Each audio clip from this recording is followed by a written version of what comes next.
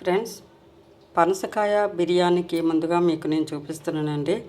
పనసకాయని చక్కగా చెక్కుని తొక్క తీసుకుంటాం కదా, దీనికి తీసిన తర్వాత ఏం చేయాలంటే ఉప్పు, కారం, ధనియాలు, జీలకర్ర పౌడరు, అలాగే మనం పసుపు రాసి ఒక అరగంట సేపు ముక్కలు నానబెట్టుకొని ఉంచుకోవాలండి.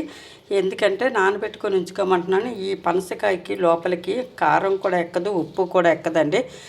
చప్పగా ఉంటుంది. అలాగే ఉండకుండా ఉండాలంటే అరగంట ముందుగా మనం ఈ ముక్కలకి ఉప్పు కారం పట్టించేసి పక్కన పెట్టుకోవాలండి. పసుపు కూడా వేసుకొని దానికి కావాల్సింది అండి మసాలా ముద్ద, పుదీనా, కొత్తిమీర, చిన్న క్యారెట్ అండి, ఒక 2 ఉల్లిపాయ ముక్కలు, అలాగే ఒక 10 వరకు కూడా పచ్చిమిర్చి వేసుకోవాలండి. 30 కేజీ బియ్యం కాబట్టి టమాటా ఒకటండి. పనసకాయ చెక్కుకొని ఇలా పెట్టుకుంటే మనకి పాడవకుండా ఉంటుందండి, లేదంటే పాడైపోతుంది అనమాట.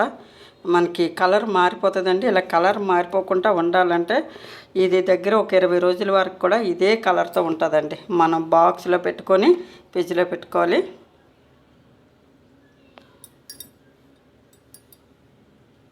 ఈరోజైతే పనసకాయ బిర్యానీకి చూపిస్తున్నాను ఫ్రెండ్స్.